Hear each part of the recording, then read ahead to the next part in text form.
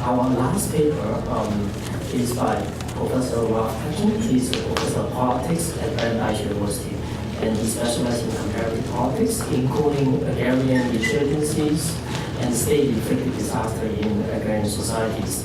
His 1997 book, Soil of the Earth, examines the rumors of Post-Mao's insurgency. In 2008, he published Catastrophe and Contentious in rural China, Mao's Way Forward, Famines, and the Origins of Righteous Resistance in Afro Village. And his forthcoming book, coming next year by Cambridge University Press, is called Force and Contention in Contemporary China. I want to thank the people who organized this conference for bringing us all together. It's great to meet colleagues who have similar interests, study different countries with different approaches. I especially want to thank Marta and Andrea for all their efforts. They've been especially kind to me, and I've been all too demanding of them. I also want to make another thank you here. I want to thank all of my colleagues here for studying what, as Nicholas Worth pointed out this morning, is something that's difficult. It's not easy to teach about hunger and submarginal existence and famine, especially to our students who live in a post-subsistence world. And it's not easy to teach topics like this that often are all too horrible and sustain interest in them, which is to say I would forgive you if you want to leave now and go do something interesting or more interesting than listen to me, like play with your pet. I also want to apologize because I don't really belong on this panel here. It's a PowerPoint presentation, because I always tell my colleagues who are urging me to do that, I don't have any power, and I rarely have a point, so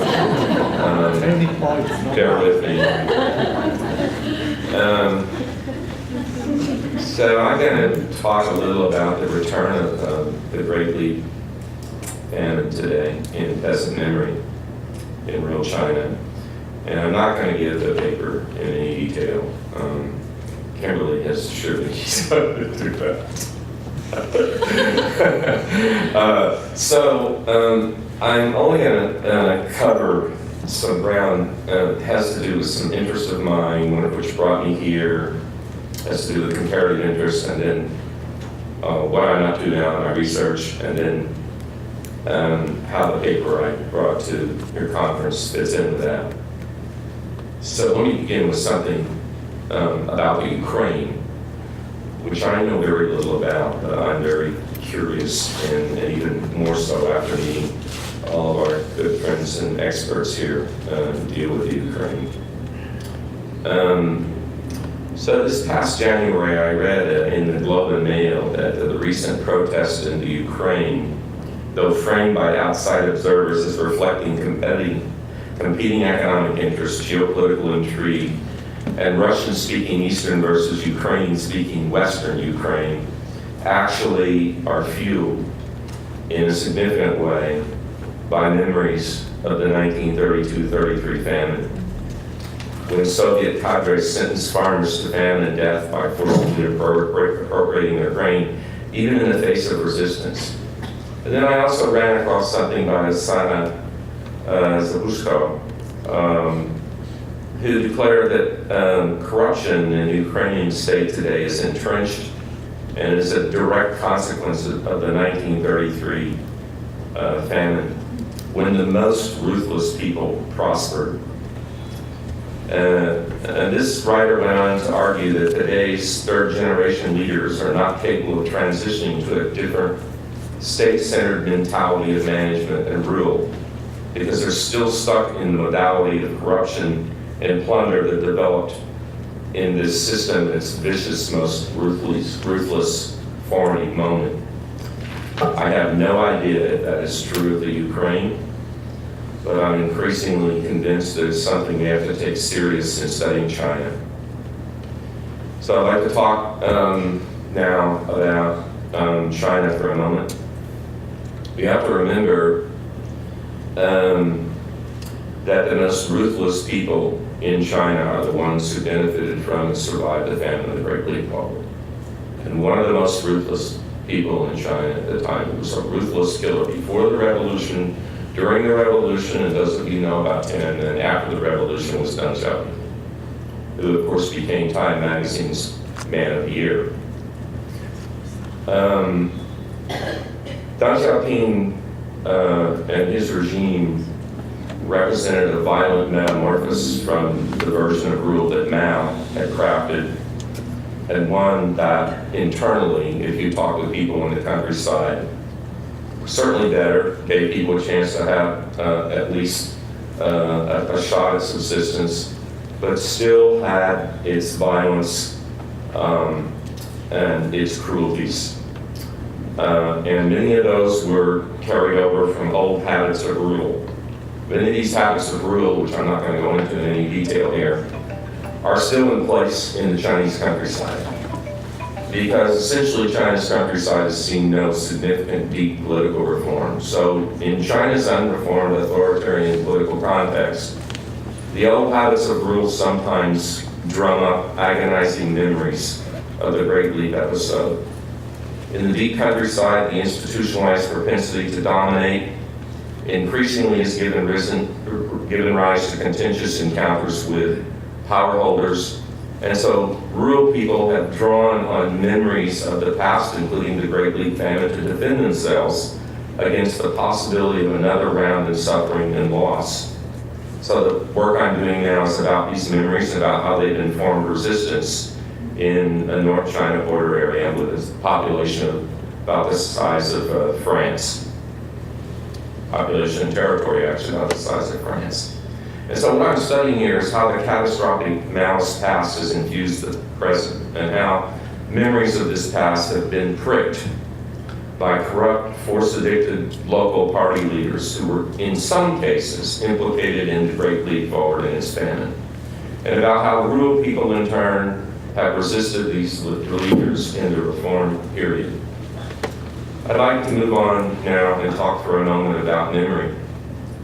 Until recently, global scholars of China were very skeptical about the political salience or importance of the memories of such Great Leap famine survivors. However, if we take as our starting point the wisdom of Endel Tolving and his research on episodic memory, it would argue for salience. I think some of you may know that Endel Tolving was a very accomplished scholar and is still. And he did his BA at the University of Toronto and then went on to Harvard to do a doctorate and came back to Toronto and is now emeritus. It's very interesting that in studying this topic for about 10 years, I only ran across his work 2 or 3 years ago. And what Tolving has taught us is that episodic memory, and I'm quoting, is the only memory system that allows people to consciously re-experience past experience, unquote. And that this actually factors importantly in human efforts to gain mastery over the present. So building on Tolving's insight and the sagacity of my colleague over to the left, Zhou Sun, who has been one of the scholars who's pointed out that the past is still alive and sometimes is a catalyst to action in the present when it comes to China and the Great Famine. What I'm doing is working on a project that is premised on the idea that memories of the episode of the Great Leap and its famine are indelible, and that they persist and that they play an energetic role in the dynamics of present-day contention. Now, a little footnote here, of course, the problem is it's almost impossible to get these memories. They're not in archives. We are not, for the most part, allowed to go talk with people directly about them. I've been very fortunate in this project in that it grew out of another project that I've been working on for 20 years in the countryside, so I had 2 things going for me. The first is that I have critical mass of people in about 2 or 3 to 10 villages, actually, who were Great Leap famine survivors and who were willing to talk with us, and we were able to establish trust with them over time. And indeed, I should tell you that they actually introduced me to this topic. In other words, I got into this topic from them wanting to talk with me about it in indirect ways that I will not go into here today. So the argument is that such memories mitigate the way in which power in contemporary China is exercised on individuals, and further that individuals occasionally act on the basis of such memories to galvanize collective support for contention. And under the right circumstances, these persistent memories have the capacity to flood the present with the past, to do so quickly on the turn of a dime. And such durable, receptive memories can affect the way in which people see the natural world or human agents responsible for a traumatic experience in the first place. Two things. China is a place that I think should be understood first and foremost as a country that had one of the world's greatest famines, and with that, an inexplicable, almost incomprehensible traumatic experience. And most of what has happened since then is that one trauma has been piled on top of another, whether it's the Cultural Revolution or Tiananmen or whatever is to come next. The other point here is that the literature on post-traumatic stress disorder actually tells us very little about how survivors of traumatic encounters with absolute power have mobilized such memories to prevent a repeat of past harm and suffering in unsafe political environments. So what I'm trying to do is show how the survivors of Mao-era traumas, especially the Great Leap, have harnessed memory to build inner strengths and wage long-term struggles for survival and renewal under authoritarian rule.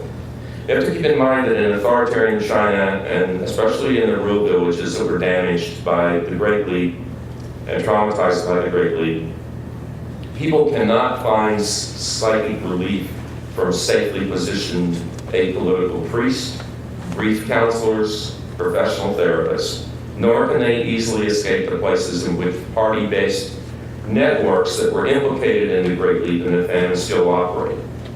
So these people have very little in common with Yunshan, whose well-known and actually wonderful book, Wild Swans, was enabled and informed by such a privileged escape from this kind of situation. Most people have to live in a world where they cross paths every day with former perpetrators of the famine's injustice.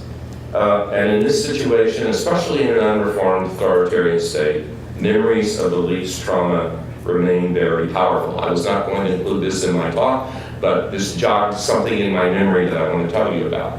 I had done research in one village in rural China for about, at least 10 years, maybe going on 15. So I knew a lot of people. I had a lot of people who trusted me and with whom I actually had friendships. And I had never ventured to interview the vice party secretary of this village, who actually allowed and enabled his mother to starve to death in the famine. She had begged him for food, and he would not give it to her, even though he had it. And of course, people experience that as a cardinal sin, and that is one of the many reasons that he is absolutely hated to this day. By the way, people in the village also know he's one of the most capable people in the village. But they absolutely hate him and will not deal with him. So after many rounds of interviews, one day I asked them, look, would you come with me to interview this guy? Well, there were kind of a little bit of foot dragging, but I didn't think too much about it naively. And we went to his courtyard, and we were all settled in to do the interview, and I realized no one would look at him, no one would talk to him. And the next thing I knew, people came to me and said, look, Lao Dai, my Chinese name, we don't really want to be here or talk with him. And so I took the cue, and that interview was very brief. That tells you something about what part of unknown rural China is like.